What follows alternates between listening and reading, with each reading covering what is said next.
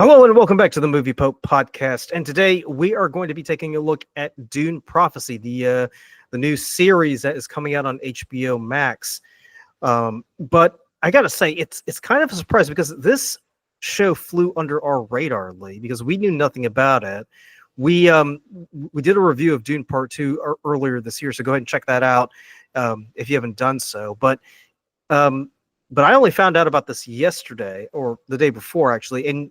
But you knew nothing about this at all, did you? Nope. I had no idea. I remember I was sitting there. I was actually with my uncle, who's really big into movies and TV shows. Like, he's definitely where I probably got a lot of my interest for watching stuff like this. He was totally unaware of this. So yeah, this absolutely flew under my radar. So, and I hate to tell you this, Luca. I know you sent this to me. I didn't watch it, so this will be a totally brand new thing for me, so we will see how it goes. But I mean, I think both of us enjoyed the first two Dune films. Overall, I think it is one of those things that's very, I would say lore heavy. It's one of those things that has a lot of moving pieces, different factions, leaders you have to kind of know. So I'm very curious to see what they're wanting to do with Dune Prophecy. I know that there's been some discussion over if they're going to continue with it. So I don't know if this is a continuation from the second one because they were wanting to do that. So maybe they felt like they would do a TV series instead of a movie. I don't know, but I guess we'll see what happens. Well, I'll say this because I watched the trailer yesterday, and from what I'm gathering, they're kind of doing what they did with the Rings of Power, where they're taking some of the source material, but they're kind of doing, offering their own spin on things. So from what I gather, it's not really adapting from any particular book like Children of Dune or whatever, but they're just taking bits and pieces and spinning their own narrative. Because in the book series, the second Dune is probably set like years after the events of the first one. So I'm assuming what they're doing here with Prophecy, it's set in the immediate years after Paul does what he does and becoming the Duke of Arrakis. But it looks like what we've got here is the Bene Gesserit here. Let me go ahead and get started. We've never seen a force like this.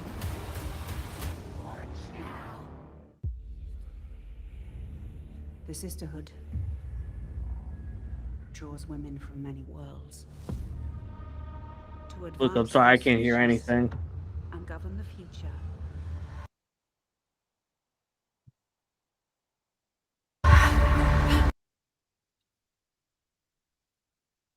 Well, I'm trying to make it not too loud so you can say something. So, okay, I gotcha. Well, I literally could not hear anything being said. So, maybe make it a little bit louder, and then we can skip it. We've never seen a force like this.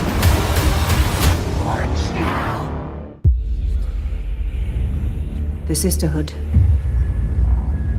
draws women from many worlds to advance our species and govern the future.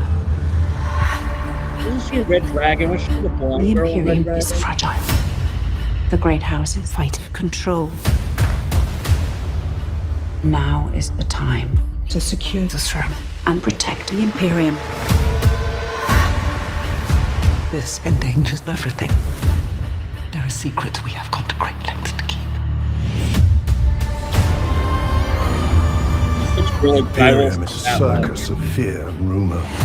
I'm surrounded by vipers.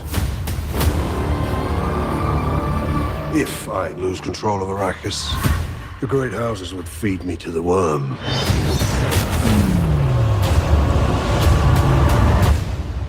Your Majesty, the troubles are far greater than just Arrakis. There's a war hidden in plain sight. I'm the only one that can tell you the truth. What do you want? To wipe out every trace of the sisters from our world. That is why I've been gifted a great power.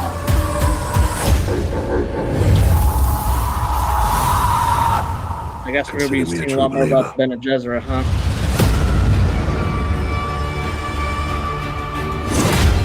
We've never seen a force like this. This could destroy the Imperium. We must act. I see the corruption in your heart. Same way I see the blood trailing your every step.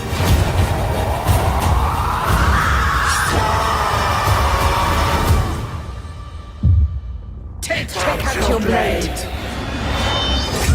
This is madness. The reckoning is here.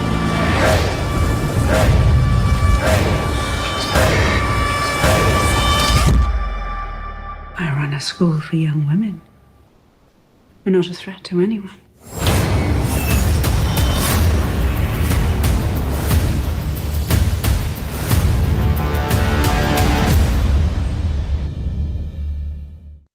November 17th. This comes out in a month. I mean, I mean, now as you know, I'm the kind of person who likes to have my ears to the ground, so I'm always reading, reports on like Entertainment Weekly or Giant Robot or whatever. I mean, maybe I missed it, but I didn't see anything pop up in my feed about this. I mean, I've heard more about Alien Earth than I did about this. So, so props to the marketing department for keeping it all under wraps, I guess. If that was your plan, interesting decision on that. If that's the case, I mean, it must be, it must be a showstopper if they're going through all these lengths to make sure that nobody knows about this until a few weeks before. Because that premieres on Sunday, I believe. Because we're going to the Renaissance Festival on the 16th. Which is only a few weeks away, I might add. So yeah, Lee, what are your impressions of this? I mean, just like looking at it, like one, I certainly appreciate that.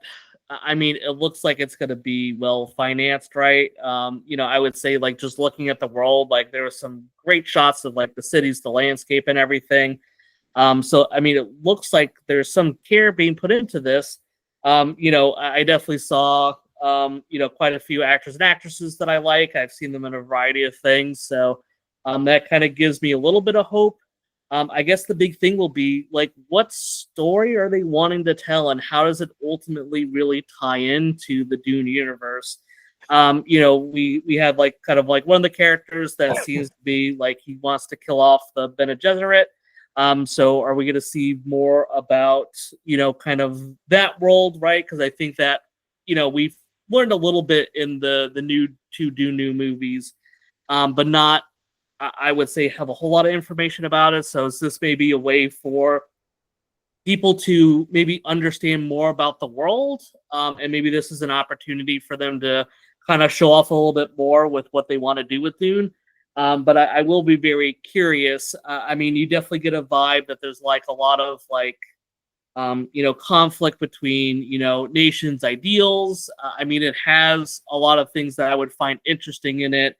But the big question will be, is it going to, have, I think, the proper writing, right? So kind of makes me feel a lot of like House of the Dragon type of thing, where it's kind of a prequel to everything that we've seen, and it kind of gets you to learn more about it. I mean, I'm curious, like I'm cautiously curious, I will say that. What do you think? Because I know you're knowledgeable about a lot of this stuff. Well, you're being very generous to your movie. I mean, I'll say this: like, I mean, given with what we've seen with with franchises like Game of Thrones, with House of the Dragon, and obviously Game of Thrones, they're really big into doing storylines that revolve around factionalism, right? So obviously, in Game of Thrones, you're either with the Lannisters or the Starks, or in the case of House of the Dragons, you're either with the Greens or the Blacks. So so obviously here, because it's HBO, I guess one of their requirements is you need to have factionalism in the storyline. So obviously we're seeing the Bene Gesserit, and then you've got, I think Travis Fafnir. I think his name is. He's the guy from the World of Warcraft movie. You remember? I try not to remember that movie. But he was in that movie. He was. Yes, I know who you're talking about. Yes. so apparently he's part of a faction that obviously he's part of a faction that's opposed to it. But I'm not entirely sure if he's like an independent group that's opposing them, or he's working on behalf of the Imperium to kind of curtail their power. So I am a bit curious about that, but at the same time, I'm kind of getting tired of all these stories based around factions, because when Game of Thrones did it, at the time it was like, oh, this is very new. This ought to be interesting. Like I definitely would like to know if I'm a member of Team Lannister or Team Stark. But by this point, it's like, can you tell some other storyline besides that? So I'm with you. I'm overly cautious about this. Like, I like what I'm seeing here, but at the same time, I kind of feel like it could fall into the same trap as what we've seen with House of the Dragon, where Agreed. you've got these two sides, and then the rest of the storyline just revolves around them fighting each other, which is not bad because I do like a good action sequence, but at the same time, there should be more to a storyline than just having, Team A versus Team B. You know what I mean? Yeah, very true. So, so like, to your point, I mean, it all comes down to the storyline. I'm going to be the pessimist here. I'm going to err on the side that they're going to rely a little bit too much on factionalism. That's my thing. I think the bulk of the storyline is going to revolve around, the Bene Gesserit trying to, oppose the Imperium and trying to assert their right to, I guess, control or influence politics in the Empire. Now, if they take things in a whole new direction, I'll be happy. But I'm not entirely sure if I can be on board with another show that's based around two teams vying for control of a realm. But I will say this. I mean, the acting does look phenomenal. The special effects look amazing. I think whatever they do with the Dune universe, I think whatever movie they make afterwards, is definitely going to tie into what happens on that show, because you kind of, and I don't know if you caught this, Lee, it kind of looks like they're trying to build a shared universe, a la Marvel or DC. And we've mentioned this before. It's such an easy trap to fall into, and it can easily become a stagnant quagmire where we kind of get inundated with all this content that in the end really doesn't add much to the storyline. Sure. So whatever they do here, I mean, every episode, every line, every character appearance has to count. Like, it can't just be a throwaway character that we never see again. Yeah, I think what I would hope to get out of this is like an opportunity to expand on kind of the ethos of what we've seen already within the world, and just be able to expand upon that. Because I think that's one of the challenges when you're trying to adapt something like Dune. It is absolutely heavy with all the information. Like, there's just, you have to remember. But that's not a bad thing, because you do have a lot of material to work with. For sure, yeah. No. It's just how you adapt it. Exactly, right? I think that's the challenges when you have so much out there. It's really hard to put everything into a 2-hour film, right? So what I'm hoping this is an opportunity for us to take what we know from the first 2 films that we've seen and maybe help expand on more about that, right? I think that's what I want to, because then it's something it's supplemental to what we've already seen. Now, there is some issues with that, because maybe it just becomes a little bit too boring, or maybe it becomes, to your point, maybe it just becomes not really useful for the world that we've seen. But I do think it's what I would like to see is an opportunity, like, let us know more about the Bene Gesserit, right? Like, we've seen them a lot, but we don't really know the inner workings of it. So maybe we could see some of that, and it won't alienate people that maybe, in the future, right? You don't want to, if there's a third Dune film, right? You don't want to have people feel like, oh, well, I have to watch the first 2 and then I have to watch this TV series. So maybe if you just expand upon stuff, you won't alienate the future audience that feels like you have to watch this series in order to enjoy any other future Dune related stuff. So, but it's such a fine line that you're walking at the same time. Absolutely, it is really hard to pull off. I mean, because you could go the Marvel route where, like you said, you've got to watch everything that's out there in order to get the context, or you can go with Lord of the Rings route where you basically try to rewrite everything and redo everything, and it ends up becoming this huge mess. where you're holding a bag of millions and millions of dollars, and you kind of have to eat that money because there's no turning around.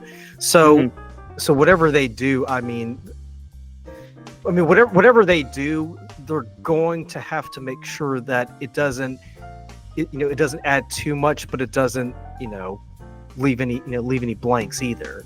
So if they make a third Dune movie, they shouldn't focus on the Bene Gesserit, but obviously you should have a good idea of who they are just based on what you've seen from Dune Prophecy. But yeah, I guess we'll find out if and when Denis Villeneuve gives us a third Dune film. Yeah. But yeah, go ahead and let us know down in the comments below what you think. Are you going to watch Dune Prophecy when it comes out November 17th? And if it's something that you definitely would like us to take a gander at, let us know down in the comments below. But other than that, thanks for tuning in, and we'll catch you on the next one.